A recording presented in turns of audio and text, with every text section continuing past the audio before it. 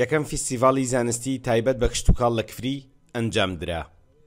فێستیڤاڵەکە بریتی بوو لە نمایشی پرۆژە و کاری زانستی خوێندکارانی کۆلێجی زانستە ئەندازیارە کشتتوکاڵەکانی زانکۆی گەرمیان.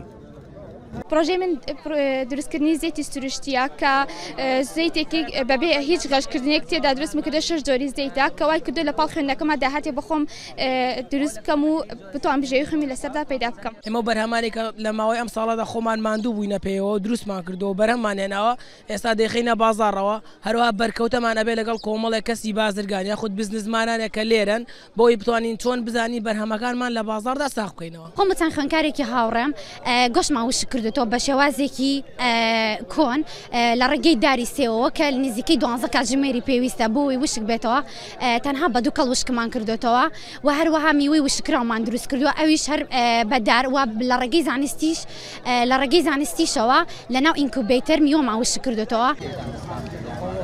نزیکەی 20 پرۆژەی زانستی و کاری دەستی خوێندکاران نمایش کرا. بەشێک لەو پرۆژانە توانای ئەوەیان هەیە لە داهاتوودا فراوان بکرێن و خوێندکاران بیکەن بە سەرچاوەی داهاتیان.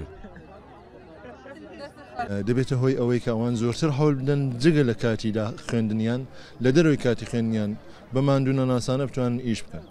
لە ڕاستیدا ئەوەش دەبێتە یارمەتیدەرێک بۆی کە ئەوان لە داهاتوودا کە دەچنە ناو ژیانی ڕاستی دەچنە ناو گیرروگرفتی ناو ژیانەوە لە ڕاستیدا ئەو کاتە دەبێت بیر لە داهات بکەنەوە دەبێت بیر لە بنەماڵە بکەنەوە.